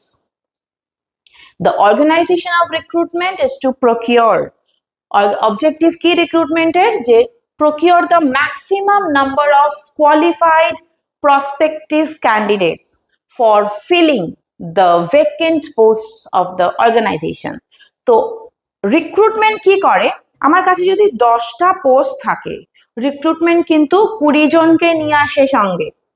তো তাই জন্য আমরা রিক্রুটমেন্টকে কি বলি, it is called a positive process. সবাইকে জড়ো করে নিয়ে আসছি, আমার কাছে আছে একটা জায়গা, আমি 10 জনকে জড়ো করে নিয়ে আসলাম, মানে আমার কাছে একটা জায়গার জন্য আমি 10 জনকে এনেছি। আমি তো পজিটিভ মাইন্ডেড মানুষ, যে আমি অনেক অনেক লোককে ধরে ধরে নিয়ে আসছি, প্লিজ তুমি আমার এই পোস্টের জন্য কিন্তু অ্যাপ্লাই করো। So that is why recruitment is called a positive process. Now according to Dalton E McFarland, recruitment is a process of attracting potential employees to the company. যারা নাকি পোটেনশিয়াল, যাদের মধ্যে নাকি পোটেনশিয়ালিটি আছে ওই কাজগুলো করার জন্য, ওই পোটেনশিয়াল লোকগুলোকে কিন্তু রিক্রুটমেন্ট কি করে, অ্যাট্রাক্ট করে পোটেনশিয়াল এমপ্লয়িজদেরকে কোম্পানিতে আসার জন্য। আর অ্যাকর্ডিং টু এডউইন ফ্লিপো, সে কি বলছে দেখো, recruitment is a process of searching for prospective employees, prospective যারা, যাদের মধ্যে করার ক্ষমতাটা আছে, সেই প্রসপেক্টিভ এমপ্লয়িজদেরকে আমাদেরকে সার্চ করতে হবে। অ্যান্ড স্টিমুলেটিং দেম, তাদেরকে আমাদের উদ্বুদ্ধ করতে হবে, stimulating them to apply for the jobs in an organisation. অর্গানাইজেশনে জবসের অ্যাভেলেবিলিটি আছে, সেইটা লোকজনকে পৌঁছাতে হবে তাদের কাছে ইনফরমেশনটা। We will have to search for the prospective candidate for the particular post. This is what recruitment কলস ফর। বোঝাতে পেরেছি রিক্রুটমেন্ট মানে কি?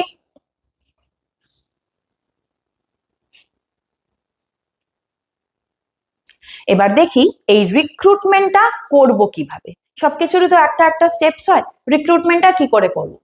রিক্রুটমেন্টের স্টেপস দেখো। Number 1, identification of sources of procurement of employees. আমি লোক কোথা থেকে পাবো, সেই কোথা থেকে পাবোটা আইডেন্টিফাই করা হলো প্রথম স্টেপ, যে আমি কোথায় গেলে আমার এই পোস্টের জন্য লোক খুঁজে পাবো। তো first one is identification of sources of procurement of employees. আমি কোথায় গেলে লোক খুঁজে পাবো সেটা খুঁজে বার করাটা হলো ফার্স্ট স্টেপ। তারপরে যখন আমি জায়গাটা খুঁজে পেলাম, এবার তো আমাকে সেখানে যেতে হবে। তো আমি সেখানে গিয়ে কম্প্যারিজন অফ ভেরিয়াস সোর্সেস, আলাদা আলাদা সোর্সগুলোকে কিন্তু আমাদেরকে কম্পেয়ার করে দেখতে হবে যে আমি কোন সোর্সটার কাছে যাব এবং সেই সোর্সের কাছ থেকে আমি আমার পোস্টের জন্য লোক খুঁজে পাবো। সো কম্প্যারিজন অফ, এখানে প্রকিউরমেন্ট করলাম, জায়গা খুঁজে বার করলাম, ওই যে জায়গাগুলো খুঁজে বার করেছিলাম সেই জায়গাগুলোর মধ্যে এবার আমি কম্প্যারিজন করলাম।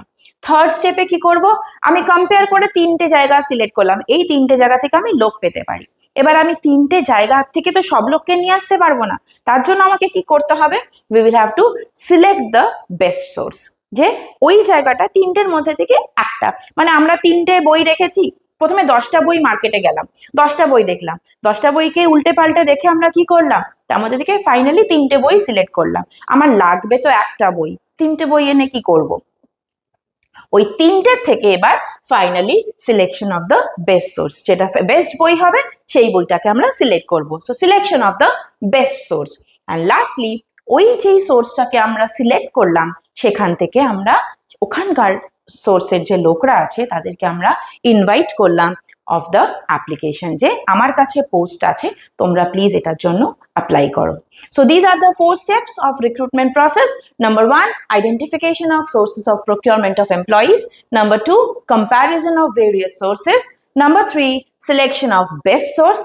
And number 4, invitation of application. Now, the best part of this chapter, সেটা হলো আমরা যে সোর্সগুলোকে খুঁজে বার করেছিলাম, এই সোর্সগুলোকে দেখো আমরা দুটো পার্টে ডিভাইড করতে পারি।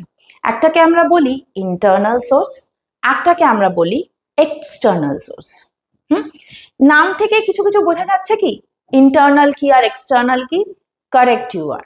ইন্টারনাল মানে আমাদের অর্গানাইজেশনের ভেতরকার সোর্স, আর এক্সটার্নাল মানে আউট অফ দ্য অর্গানাইজেশন, যেটা নাকি আমাদের হাতের মধ্যে নেই, বাইরের থেকে আমরা কোনো লোক নিয়ে আসব। তো ইন্টারনাল সোর্স মানে অর্গানাইজেশনের ভেতরের সোর্স, এক্সটার্নাল সোর্স মানে অর্গানাইজেশনের আউট অফ দ্য অর্গানাইজেশন, বাইরে থেকে কিছু খুঁজে আনা। এবার ইন্টারনাল সোর্সে দেখি, first one is transfer. Transfer মানে কি? একটা নতুন উইং খুলেছে, সায়েন্স অ্যান্ড ডেভেলপমেন্ট উইং। এবার এই উইংটা তো কাউকে না কাউকে চালাতে হবে, হয় আমি নিয়ে আসবো, না হলে বাইরে থেকে হায়ার করব। সো যখন আমি একটা অর্গানাইজেশনের মধ্যে একটা প্রোডাকশন ডিপার্টমেন্ট থেকে অন্য একটা ডিপার্টমেন্ট, ধরো তোমার সেলস ডিপার্টমেন্টে একটা ভ্যাকেন্সি অ্যারাইজ করেছে, প্রোডাকশন ডিপার্টমেন্ট থেকে সেলস ডিপার্টমেন্টে একজন লোককে আমি নিয়ে আসলাম, বা এই অর্গানাইজেশন এদের একটা অন্য জায়গায় একটা ব্রাঞ্চ আছে, সেই ব্রাঞ্চ থেকে আমি এই ব্রাঞ্চের জন্য একটা লোককে নিয়ে আসলাম, that is known as transfer. ঠিক আছে, ট্রান্সফার করে ওই ডিপার্টমেন্ট থেকে বা ওই অন্য একটা সিস্টার কনসার্ন থেকে আমি একজনকে নিয়ে আসলাম আমার এই ডিপার্টমেন্টে, this is called transfer. Number 2, promotion. একটা সিনিয়র লেভেলের জায়গা খালি হয়েছে, একটা জুনিয়র যে খুব ভালো কাজ করছে, যার দারুণ রেকর্ড, সেই ভালো রেকর্ডের একজনকে আমি প্রমোশন দিয়ে দিলাম। যেই প্রমোট করে দিলাম তার স্যালারিটাও বেড়ে গেল, তার মানে স্যাটিসফ্যাকশনটাও বেড়ে গেল, তার মোরালটা হাই হয়ে গেল। তখন কি করলাম, তাকে আমি প্রমোশন দিয়ে সিনিয়র লেভেলে তুলে নিয়ে আসলাম, তো আমার এই পোস্টটা ফিল আপ হয়ে গেল।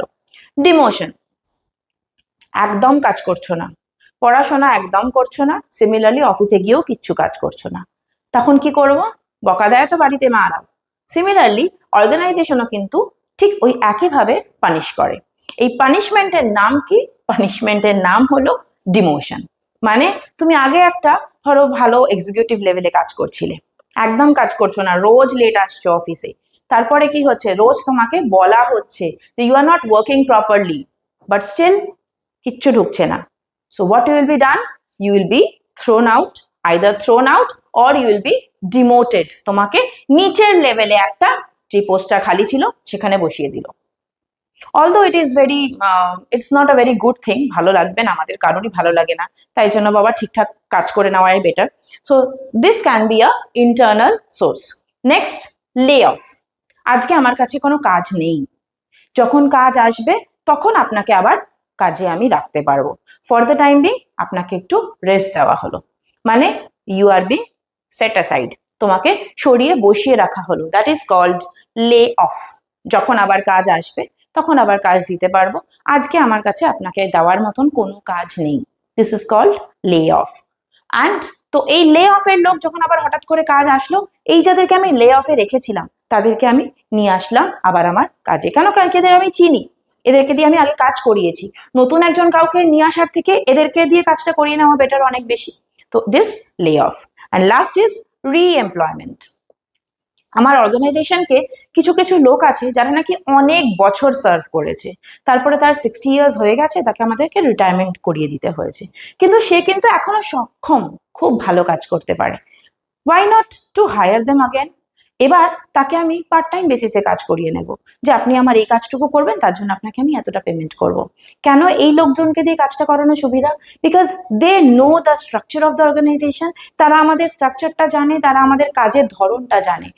বাইরে থেকে কাউকে হায়ার করে আনবো তার থেকে বেটার যিনি এত বছর কাজ করেছেন, আমার অর্গানাইজেশনকে সার্ভ করেছেন, তাকেই আমি আবার রিঅ্যাপয়েন্ট করি। সো রিএমপ্লয়মেন্ট মিনস ওই সমস্ত রিটায়ার্ড লোকজনকে বা যারা আমাদের চাকরি ছেড়ে চলে গেছিল তাদেরকে দিয়ে আবার করে এমপ্লয়মেন্ট দেওয়া। So these are the internal sources of recruitment. Now comes the external sources. External source মানে কি বলেছিলাম এক্ষুনি? এক্সটার্নাল সোর্স মানে বলেছিলাম বাইরের জগৎ, মানে বাইরের থেকে কাউকে অর্গানাইজেশনে নিয়ে আসা। এবার এই এক্সটার্নাল সোর্সেস দেখো আমাদের কাছে 8খানা ক্যাটেগরিজ আছে। কি কি category? The first category is advertisement. যখনই কিছু দরকার লাগে অ্যাডভার্টাইজ করে দাও, বাইরের নিউজ পেপারে দিয়ে দাও, জার্নালসে দিয়ে দাও, বা টিভিতে অ্যাডভার্টাইজ করে দাও, ঠিক লোক পাওয়া যাবে। বলি না আমরা, যে কোনো অর্গানাইজেশন সব থেকে প্রথমে কিন্তু এই অ্যাডভার্টাইজমেন্টের অপশনটাকেই চুজ করে। যে তুমি দেখবে নিউজ পেপারের মধ্যে সিচুয়েশন ভেকেন্ট, সিচুয়েশন ওয়ান্টেড এরকম আসে, আবার we want this type of placement required এরকম আসে, যে আমাদের অর্গানাইজেশন এতগুলো জায়গা খালি আছে, please give the I mean fill up the application forms for this. So আমরা অ্যাডভার্টাইজ করি, this is the advertisement form. Next হলো এমপ্লয়মেন্ট এক্সচেঞ্জ। স্টেট গভর্নমেন্টের এমপ্লয়মেন্ট এক্সচেঞ্জ বলে একটা জায়গা হয় যেখানে নাকি যখনই তুমি তোমার একটা মিনিমাম ক্রাইটেরিয়া আছে, সেই ক্রাইটেরিয়াটা অফ এডুকেশনাল কোয়ালিফিকেশনের, সেই ক্রাইটেরিয়াটা তুমি যেই ফিল আপ করে নাও এবং তোমার এজ ক্রাইটেরিয়া থাকে একটা, তো যেই তুমি এই ক্রাইটেরিয়া দুটো ফিল আপ করতে পারো, মিট আপ করতে পারো, তখন তুমি ওখানে গিয়ে এমপ্লয়মেন্ট এক্সচেঞ্জে গিয়ে নিজেদের নাম নথিভুক্ত করাতে পারো। যখন যখন ওখানে কোনো জায়গা রাইজ করবে, কখনো কোনো ভ্যাকেন্সি হবে, তারা কিন্তু তোমাকে তোমার কন্ট্যাক্ট নাম্বারে ওরা কন্ট্যাক্ট করবে। So that is employment exchange. তো অর্গানাইজেশনরাও এই এমপ্লয়মেন্ট এক্সচেঞ্জে গিয়ে কিন্তু ওখান থেকে সিলেক্ট করে নিয়ে আসতে পারে। নেক্সট হলো এক্সিস্টিং এমপ্লয়িজ। যারা নাকি এক্সিস্টিং এমপ্লয়িজ ছিল তাদের কিছু রিলেটিভস, ওরা বলে আমার কিছু রিলেটিভস আছে, ধরো আমার ভাই বসে আছে চাকরি বেকার আছে, তাকে রেখে দাও, বা আমার বোন চাকরি খুঁজছে, এক্সিস্টিং এমপ্লয়িজরা নিজেদের বোনদেরকে নিয়ে আসছে, ভাইদেরকে নিয়ে আসছে, কাজিনসদেরকে নিয়ে আসছে, নেবার্সদেরকে নিয়ে আসছে, ছেলেকে আনছে, মেয়েকে আনছে। তো এক্সিস্টিং এমপ্লয়িজেরই নিজেদের রিলেশনশিপসের মধ্যে থেকে বা নিজেদের জানা পরিচিতদের মধ্যে থেকে নিয়ে আসছে। Next is called labour union. Labour ইউনিয়নটা কি তোমরা জানো তো? প্রত্যেকটা অর্গানাইজেশনের একটা ইউনিয়ন থাকে, লেবার ইউনিয়ন থাকে, যেখানে নাকি সব লেবারার্সদের যা যা ডিমান্ডস থাকে ওই ডিমান্ডগুলো নিয়ে ম্যানেজমেন্টের সাথে, কর্তৃপক্ষের সাথে তারা কিন্তু সমস্ত কালেকটিভ বার্গেনিং করে, ডিলিং করে, যে আমাদের এই বাড়াতে হবে, এই করতে হবে, ওইটা দিতে হবে, সমস্ত কিছু কারা ডিল করে? স্টাফরা নিজেরা তো ডিল করতে পারে না, এই লেবার ইউনিয়নরা কিন্তু ম্যানেজমেন্টের সাথে, কর্তৃপক্ষের সাথে আমরা ডিল করাই। তো এই লেবার ইউনিয়নদের কাছে গিয়ে কিন্তু, লেবার ইউনিয়নদের ওখান থেকে কিন্তু এক্সটার্নাল সোর্স দিয়ে কিন্তু আমরা লেবার ইউনিয়ন থেকে লোক খুঁজে নিয়ে আসতে পারি। Next educational institution. তোমরা হয়তো শুনেছো, মোস্টলি এটা বড় বড় এডুকেশনাল ইনস্টিটিউশনসে হয় ক্যাম্পাসিং। এই ক্যাম্পাসিংটা কি? যখন তুমি তোমার লাস্ট সেমিস্টারের দিকে গ্রাজুয়েশন করছো বা ইঞ্জিনিয়ারিং করছো, বা তুমি সিএ করছো, এমসিএ করছো, যাই করছো না কেন, তোমার লাস্টের দিকে দেখবে 5th বা 6th সেমিস্টারের কাছাকাছি তোমার ক্যাম্পাসিং হয়। বড় বড় অর্গানাইজেশনসরা তোমাদের এই ইনস্টিটিউটসে, এডুকেশন ইনস্টিটিউটসে আসে এবং এসে কিন্তু ওরা সিলেক্ট করে। কি সিলেক্ট করে? একটা প্রিলিমিনারি ইন্টারভিউ নেয়, তোমার যা পাস রেকর্ডস আছে ইউনিভার্সিটিতে বা কলেজে, সেই রেকর্ডস গুলো ওরা চেক করে। যদি তাদের সাথে তোমাদের এটা ফিল আপ মানে ম্যাচ করে যায়, ওরা কিন্তু ওখান থেকেই প্লেসমেন্ট দিয়ে দেয়। মানে ওই এডুকেশনাল ইনস্টিটিউশনসে এসে ওরা কিন্তু সিলেক্ট করে নিয়ে যায়, এক্সটার্নাল সোর্স অফ রিক্রুটমেন্টে। Next is labour contractors. Labour কন্ট্রাক্টার্সরাও অনেক সময় আমাদেরকে প্রোভাইড করতে পারে। ফ্যাক্টরি গেট, দেখবে অনেক সময় না আমরা দেখতে পাই ফ্যাক্টরি গেটের ওপরে, গেটের সামনে একটা সিচুয়েশন ভ্যাকেন্টের জায়গা একটা লেখা থাকে, মানে এইখানে জায়গা খালি আছে, আপনারা কিন্তু অ্যাপ্লাই করতে পারেন। ওই ফ্যাক্টরি গেটে হঠাৎ করে দিয়ে দিল একদিন যে এখানে সিচুয়েশন ভ্যাকেন্ট আছে, এই দিনে এসে অ্যাপ্লিকেশন জমা দেওয়া যেতে পারে। সেদিনকে দেখবে ফ্যাক্টরি গেটের সামনে বিশাল বড় লাইন পড়ে যায়। ওই লাইনগুলো কাদের? যারা নাকি ওই জায়গাগুলোতে জন্য নিজেদের অ্যাপ্লাই করতে চাইছে, সেই অ্যাপ্লিকেশনস গুলো ফ্যাক্টরি গেটেও করা যায়। অ্যান্ড লাস্টলি, আজকাল আমাদের সবার হাতেই একটা করে মোবাইল থাকে, আমরা সব সময় দেখতে থাকি কোথায় কোথায় কি কি জব অপরচুনিটিস আছে। ওই ইন্টারনেটের থ্রু দিয়েও আমরা কিন্তু জব অপরচুনিটিস গুলো খুঁজে পেতে পারি। এবার এই যে আমি তোমাদেরকে এতগুলো সোর্সেস বললাম, ইন্টারনাল সোর্স বললাম, এক্সটার্নাল সোর্স বললাম, ইন্টারনাল সোর্সেস কি কি হয় বললাম, এক্সটার্নাল সোর্সেস কি কি হয় সেগুলোও বললাম। এবার এই ইন্টারনাল সোর্স আর এক্সটার্নাল সোর্স সবেরই দেখো ভালো গুণও কিছু আছে, খারাপও কিছু কিছু আছে। সমস্তটাই একজনের সমস্তটাই ভালো আর একজনের সমস্তটাই খারাপ, এটা তো হয় না। তো কারোর কিছু ভালো থাকে, কিছু খারাপ থাকে, কারোর এই দিকের কিছু ভালো থাকে, কিছু খারাপ থাকে। তো এবার ফার্স্টে আমরা advantages of internal source of recruitment সম্বন্ধে একটুখানি জেনে নেব। This are very important topics কিন্তু, হ্যাঁ, এই আমাদের বিজনেস স্টাডিজের জন্য যে কোনো একটা টপিক, সেই টপিকের ক্যারেক্টারিস্টিক্স, সেই টপিকের ইম্পর্টেন্স, তার যদি কোনো স্টেপস থাকে সেই স্টেপস, দেন স্টেপসের মধ্যে থেকে যেমন এখানে আছে আমাদের recruitment, recruitment internal source, external source, internal সোর্সেসের অ্যাডভান্টেজ ডিসঅ্যাডভান্টেজ, এক্সটার্নাল সোর্সেসের অ্যাডভান্টেজ ডিসঅ্যাডভান্টেজ, এইভাবে কিন্তু আমাদের চ্যাপ্টারটাকে পড়তে হবে। নাও ইন্টারনাল সোর্সেসের আমাদের অ্যাডভান্টেজেস কি কি আছে? The first one, economical. Definitely it is economical, এর মধ্যে খরচটা কম। কেন? কারণ কি ইন্টারনাল সোর্স মানে তো আমার নিজের অর্গানাইজেশনেরা অলরেডি কাজ করছে, এদেরকে যদি আমি একটা জায়গা থেকে আরেকটা জায়গায় নিয়ে আসি, নিচের থেকে ওপরের লেভেলে প্রমোশন দিই বা যাদেরকে বসিয়ে রেখেছিলাম তাদেরকে কাজে লাগাই, আমাকে তো আলাদা করে এক্সট্রা খরচা কিছু করতে হচ্ছে না। কেন? কারণ কি এরা তো অলরেডি আমার এক্সিস্টিং এমপ্লয়িজ, বা এদের ডিটেলস আমার কাছে অলরেডি রয়েছে। তো এদের জন্য কি আমাকে আলাদা করে কোনো কিছু খরচা করতে হবে? আমাকে আলাদা করে অ্যাডভার্টাইজ করতে হবে? কিচ্ছু করতে হবে না। আমাকে আলাদা করে এদের জন্য সিলেকশন প্রসিডিওর করতে হবে? কিচ্ছু করতে হবে না। আমাদেরকে আলাদা করে এদেরকে ট্রেনিং দিতে হবে? বিশেষ ট্রেনিং দেওয়ার দরকার হবে না। তো তাই জন্য this is much more economical. Next one, encouragement two render better service. একটা লোক যখন নিজের অর্গানাইজেশনে কাজ করছে, সে যদি বুঝতে পারে যে আমি আজকে যদি ভালো পারফর্ম করি, আমি যদি আজকে ভালো পারফর্ম করি তাহলে আমাকে প্রমোশন দেওয়া হবে, বা আমাকে তাহলে ট্রান্সফার করে ভালো একটা ওপরের পোস্টে পৌঁছে দেওয়া হবে, তাহলে ডেফিনেটলি আমাদের মধ্যে কি হবে? আমাদের মধ্যে কিন্তু বেটার সার্ভিস প্রোভাইড করার একটা মানসিকতা তৈরি হবে। আমাদের কিন্তু মানে আমাদের জবটার প্রতি স্যাটিসফ্যাকশনটা অনেক বাড়বে। আমরা কিন্তু অনেক বেশি ভালো কাজ করে দেখানোর চেষ্টা করব। কেন? বিকজ আমরা জানি ওই জায়গাতে পৌঁছতে পারবো। So that is Y it gives encouragement, internal sources করলে কিন্তু it gives encouragement to render the better service. Familiarity, এখানে দেখো familiar faces পাওয়া যায়, যে আগে অন্য একটা নিচের লেভেলে কাজ করছিল, এখন উপরের লেভেলে, মানে এই যে মুখগুলো যারা নাকি অলরেডি ইন্টারনালি কাজ করছে, এই মুখগুলো কিন্তু আমাদের জন্য অনেক বেশি ফ্যামিলিয়ার হয়, রাদার দ্যান বাইরে থেকে কাউকে আনলাম, কোনো একটা অচেনা লোক, তার সাথে আবার নতুন করে আমাকে চেনাশোনা করতে হবে, তার থেকে যে ঘরের লোক আছে তার সাথেই আমি ভালো করে কাজ করি। So that is why this is much more familiar. Motivation and moral, যখন নাকি আমরা কাউকে বলছি যে তুমি যদি ভালো কাজ করো তোমাকে একটা ভালো পোস্ট দেওয়া হবে, তখন কি তার মধ্যে থেকে কি আসবে? সে মোটিভেটেড হবে, সে অনেক বেশি উদ্বুদ্ধ হবে, অনেক বেশি তার মানে কাজ করে দেখানোর ক্ষমতাটা বাড়তে থাকবে, বিকজ আমি ভেতর থেকে চাইছি, তো বিকজ আমি চাইছি আমার আরো বেশি উন্নতি হোক। তো এই উন্নতির যখনই আমি রাস্তাটা খুঁজে পাবো, আমি কিন্তু তখন ম্যাক্সিমামটা দেওয়ার চেষ্টা করব। তো আমার মোটিভেশন বাড়বে, মোটিভেশন বাড়লে আমার মোরালটা অনেক বেশি হাই হয়ে যাবে। Adjustment of over and under employment, আমি তোমাদের যখন স্টাফিং ফাংশনটা বলছিলাম, স্টাফিং ফাংশনের ইম্পর্টেন্স আমি বলেছিলাম যে অনেক জায়গায় কি হয় যে ওভার এমপ্লয়েড থাকে, মানে 10টা জায়গা তার জন্য 25টা লোক, আবার এখানে 10টা জায়গা তার জন্য 5টা লোক। এই যে ওভার আর আন্ডার এমপ্লয়মেন্টের সিচুয়েশনটা হয় অনেক সময় অর্গানাইজেশনসে হয়, সেই ব্যাপারটাকে কিন্তু আমরা এই ইন্টারনাল যদি আমরা সোর্সেসটাকে অ্যাপ্লাই করি তাহলে কিন্তু আমাদের এইটার অ্যাডজাস্টমেন্টটা হয়ে যায়। মানে যেখানে কম লোক আছে সেখানে সেই জায়গাগুলোকে ফিল আপ করার জন্য, যেখানে বেশি লোক আছে সেই লোকগুলোকে আমরা এখানে নিয়ে চলে আসবো। নেক্সট, বেটার সিলেকশন, আমরা অনেক ভালো সিলেক্ট করতে পারি বিকজ আমরা নোন পিপলদের মধ্যে থেকেই সিলেক্ট করে নিয়ে এখানকার জন্য আসছি। লেস টাইম কনজিউমিং, ডেফিনেটলি সময়টা অনেক কম লাগবে। বাইরে অ্যাপ্লিকেশন মানে অ্যাডভার্টাইজমেন্ট দিয়ে, ইন্টারনেটে অ্যাডভার্টাইজমেন্ট দিয়ে, ফ্যাক্টরি গেটে অ্যাডভার্টাইজমেন্ট দিয়ে, সেখান থেকে লোক খুঁজে আনার থেকে ভেতরে অলরেডি আছে সেখান থেকে খুঁজে বের করে নিলে আমাদের সময়টা কিন্তু অনেকটাই বেঁচে যাবে, এবং সময়টা বেঁচে যাবে মানে কি হবে, আমাদের প্রোডাক্টিভিটিটা হ্যাম্পার করবে না।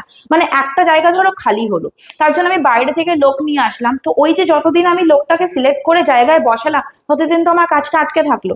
এবার যখন লোকটা আসলো সে এসে দেখলো পাহাড় সমান কাজ জমে রয়েছে, কেন? কারণ কি এই জায়গাটা খালি ছিল। কিন্তু আমি যদি চট করে ইন্টারনাল সোর্সেস থেকে বের করে নিতে পারি তাহলে ওই পাহাড় সমান কাজটা জমবে না, ছোট একটা টিলা জমতে জমতেই আমি অলরেডি অন্য লোককে প্লেস করে দিতে পারবো। এবং অ্যাজ এ রেজাল্ট যখন নাকি আমি নিজের এমপ্লয়িজদেরকে আরো বেশি মোটিভেট করতে পারছি, আমি ওদেরকে কাজের স্যাটিসফ্যাকশন, জব স্যাটিসফ্যাকশন দিতে পারছি, আমার মার্কেটে কিন্তু গুডউইলটা আপনি আপ রেজ করে যাবে। So increase in the goodwill. সবটা বোঝা যাচ্ছে তো? আচ্ছা, এরপরে আমরা চলে আসছি আমাদের ডিসঅ্যাডভান্টেজ।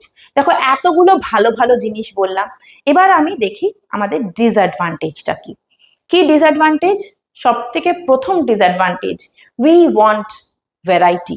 আমাদের কিন্তু সব সময় ভ্যারাইটি দরকার হয় জীবনে, কিন্তু এই ইন্টারনাল সোর্স থেকে যদি আমরা নিতে শুরু করি তাহলে কিন্তু আমাদের চয়েসটা যেটা আছে এটা কিন্তু লিমিটেড হয়ে যাবে। মানে আমরা ভ্যারাইটি পাবো না, কারণ কি এই লোকগুলোকে আমি অনেকদিন ধরে দেখছি, এই লোকগুলোকেই আমি আবার নিয়ে আসলাম, মানে আমার কাছে কিন্তু নতুন কোনো ভ্যারাইটি আমরা পেলাম না, ওই ভেতরের লোককেই আমরা জায়গা মতন প্লেস করলাম।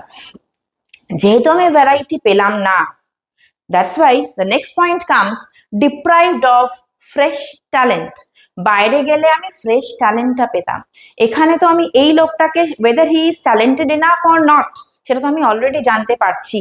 তো আমি কিন্তু ডিপ্রাইভ, মানে আমার অর্গানাইজেশন কিন্তু ডিপ্রাইভড হচ্ছে অফ দ্য ফ্রেশ ট্যালেন্ট, নতুন ট্যালেন্ট আমি কিন্তু পাচ্ছি না।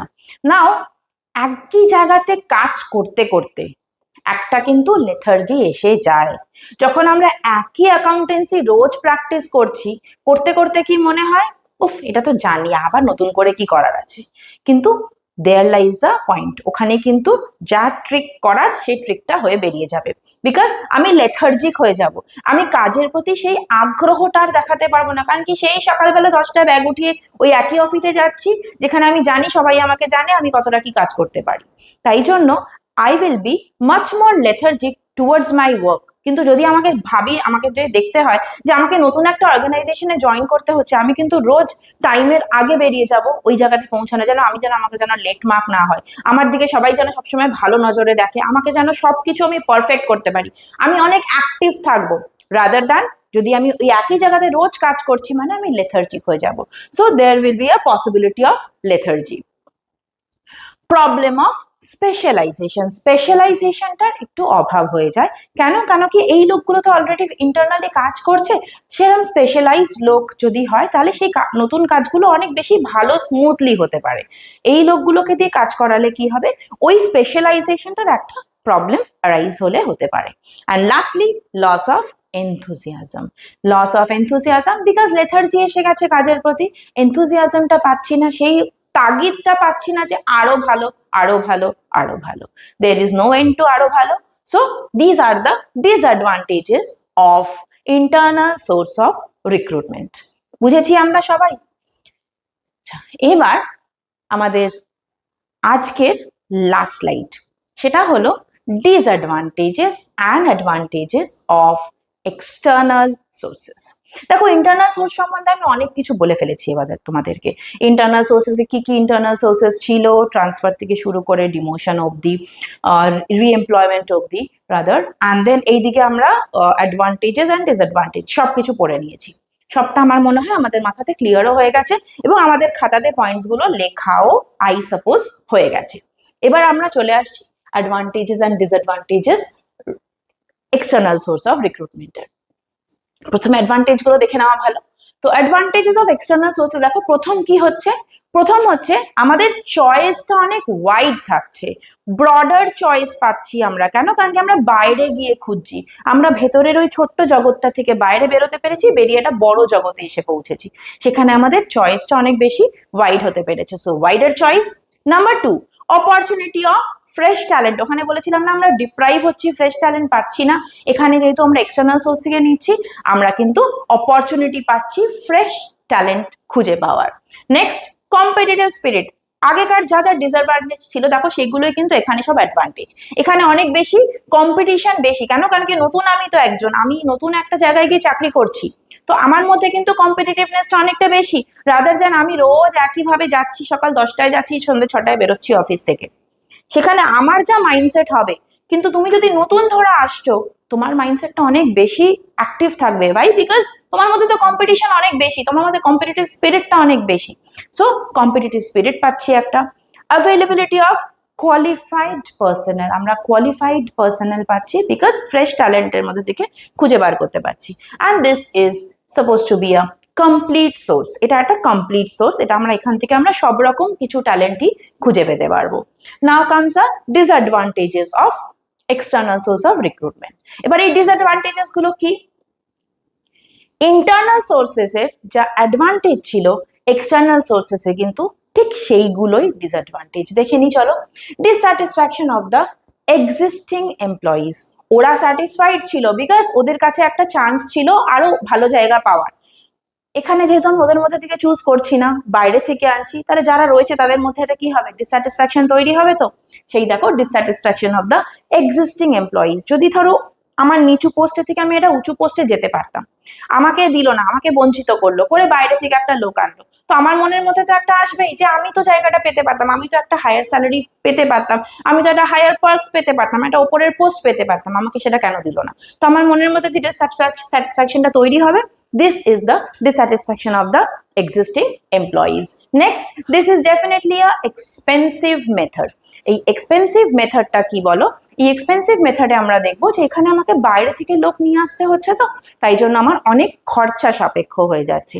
খরচা সাপেক্ষ মানে আমাকে লোকটাকে রিক্রুটমেন্ট করতে হচ্ছে, সিলেকশন করতে হচ্ছে, ওকে ট্রেনিং দিতে হচ্ছে, ওকে ওরিয়েন্টেশন করতে হচ্ছে, ওকে ইন্ডাকশন দিতে হচ্ছে, অনেক কিছু এক্সট্রা খরচা করতে হচ্ছে রাদার দ্যান আমি যদি ইন্টারনাল সোর্সেসে নিতাম।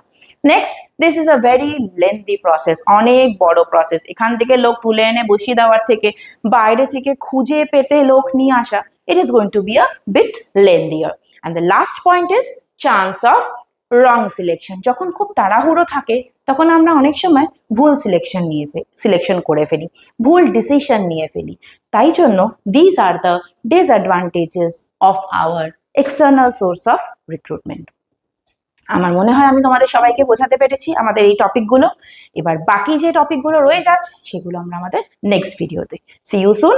Thank you.